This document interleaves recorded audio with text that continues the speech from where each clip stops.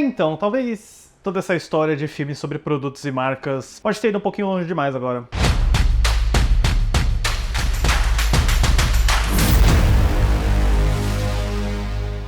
Olá, fãs da sétima arte, meu nome é Lucas Nascimento e esse é o Lucas Filmes, e hoje eu tô aqui para falar sobre Unfrosted, a Batalha do Biscoito Pop-Tart, novo filme da Netflix dirigido pelo Jerry Seinfeld. Mas antes eu pedi para você curtir esse vídeo, se inscrever no canal e ativar o sininho para não perder notificação dos próximos vídeos. Bom, eu acho que é bem provável que nenhum de vocês tenha ouvido falar sobre A Batalha do Biscoito Pop-Tart, já que é um daqueles lançamentos da Netflix onde ninguém aqui no Brasil vai ter muito interesse e a Netflix também nem vai tentar se esforçar para vender o filme para vocês, né? Porque ele é um filme do Jerry Seinfeld, um comediante americano que é responsável pela criação da série Seinfeld, que é a minha série preferida de todos os tempos. E é um filme de reunião de amigos de outros comediantes para falar sobre um produto essencialmente americano, né? Esse tal do biscoito Pop-Tart, que é algo que eles comem no café da manhã, que, se eu não me engano, nunca chegou no Brasil, eu nunca comi, eu nunca vi no mercado, assim. Então é muito nichado para a cultura americana,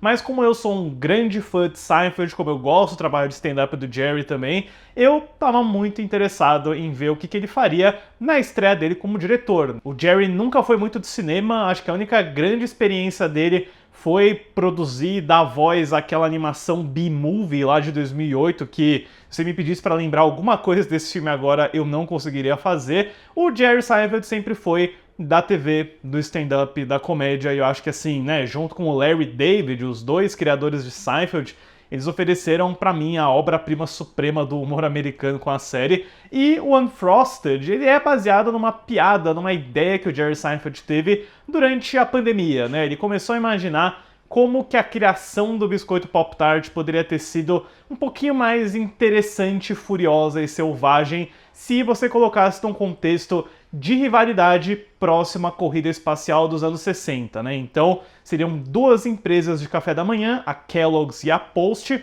correndo para tentar criar a refeição perfeita para o café da manhã, que acabaria sendo esse biscoito retangular com recheio, que é o Pop-Tart, só que olhando tudo para uma escala de exagero, de cartunesco. Esse filme certamente não é uma biografia, não é um filme sério, né? E a verdade é que eu enxergo essa Batalha do Biscoito Pop-Tart mais como uma sketch do Saturday Night Live estendida por 1h30 do que um filme em si, sabe? Eu entendo a proposta, eu entendo a ideia, mas sei lá, eu achei um pouco bobinho. E eu acho que eu só consegui me entreter de verdade nos momentos em que tinham participações especiais bem inesperadas, apareceram atores e até personagens de outras franquias aqui que eu não estava esperando. Em especial, né, o próprio Jerry Seinfeld concordaria com você nessa declaração. O Jerry não é um grande ator, ele não é muito bom, ele não é tão afiado na entrega, nas expressões, mas tem certos momentos da Batalha do Biscoito Pop-Tart em que ele me lembra aquela entrega e aquela energia do Seinfeld, sabe? E eu só começava a pensar em como Seinfeld é legal, sabe, pessoal? Não sei se vocês já assistiram Seinfeld, se vocês sabem do que Seinfeld se trata, mas é essa série que foi lançada pela NBC em 1989, co-criada pelo Jerry Seinfeld e o Larry David. O Larry David também continuaria fazendo séries de comédia até literalmente esse ano, com o Curb Your Enthusiasm, que é o Segura Onda, que ele chegou a terminar e aí depois ele voltou. Foi um processo de praticamente 20 anos, 12 temporadas. Mas a ideia central do Seinfeld, que acabou virando uma própria meta-piada na série, é que seria como que um comediante de Nova York nos anos 80, início dos anos 90, tem as ideias para os monólogos e piadas dele. Então, em cada episódio, você acompanha o Jerry Seinfeld com a versão fictícia do Larry David, que é o George Costanza, vindo pelo Jason Alexander, e várias situações de cotidiano, geralmente envolvendo alguma irritação, alguma coisa muito pequena, muito tipo, ai meu Deus, alguém olhou torto para mim, ou o botão da minha camisa tá errado.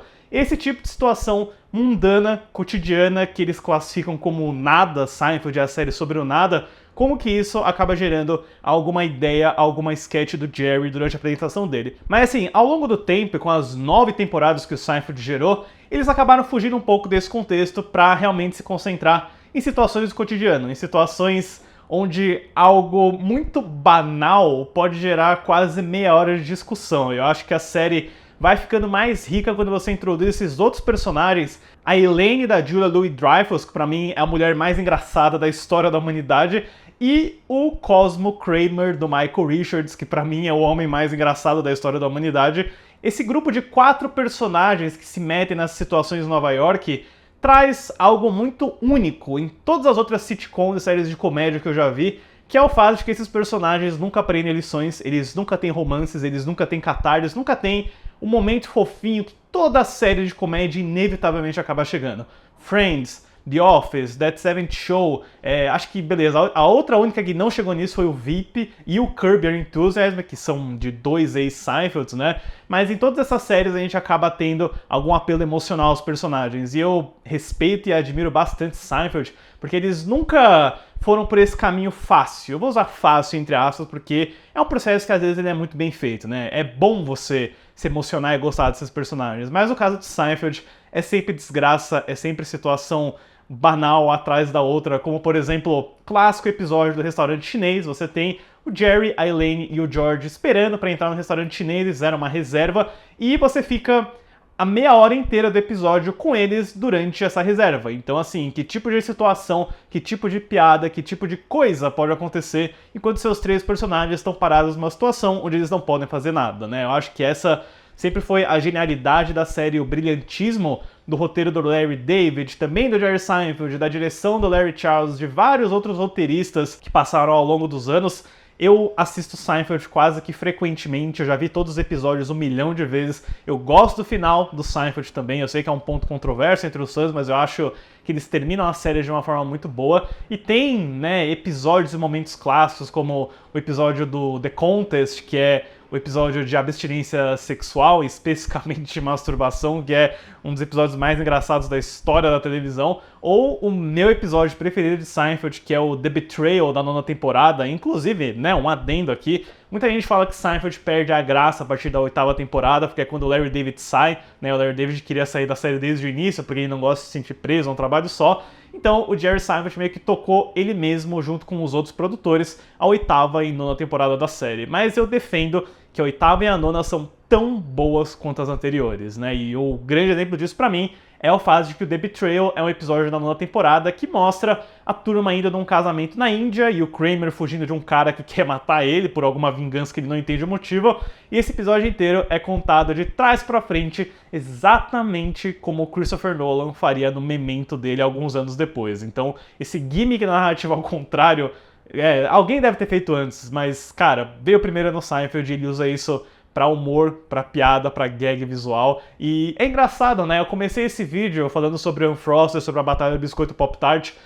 Esse filme não me causou tanta impressão, então eu acabei falando sobre Seinfeld, né? Eu sequestrei esse vídeo pra falar sobre Seinfeld, porque os únicos bons momentos da Batalha do Biscoito Pop-Tart foram aqueles que me referiam a Seinfeld. Então eu achei propício e interessante acabar falando sobre a série aqui nesse vídeo. Eu acho que a Batalha do Biscoito Pop-Tart não é um filme ruim, mas ele também não é um filme bom. Eu acho que tem um valor de produção muito interessante, né? Ele é um filme dos anos 60 e toda a parte de direção de arte, dos figurinos, especialmente a cor berrante na roupa que a Melissa McCarthy usa, eu acho que tudo isso é muito caprichado. Tem fotografia do Bill Pope, sabe? O fotógrafo do Homem-Aranha 2, que fez vários filmes do Sam Raimi também. Tem um capricho estético muito grande, mas que pra mim, grande parte do filme tá em serviço de piadas que não funcionam tanto, que às vezes são deliberadamente bobinhas demais, apesar de ser interessante ver o Hugh Grant como o tigrão aí do Kellogg's, e, de novo, outras participações e cameos que são muito interessantes. Mas, no geral, assim, eu acho que isso não é bem um filme, é uma sketch longa, e eu não recomendaria. Eu definitivamente recomendaria você abrir a Netflix e clicar lá para assistir alguns episódios de Seinfeld, porque com certeza vai valer muito mais a pena do que a Batalha do Biscoito Pop-Tart. Certo, pessoal? Obrigado pela visita e até a próxima sessão.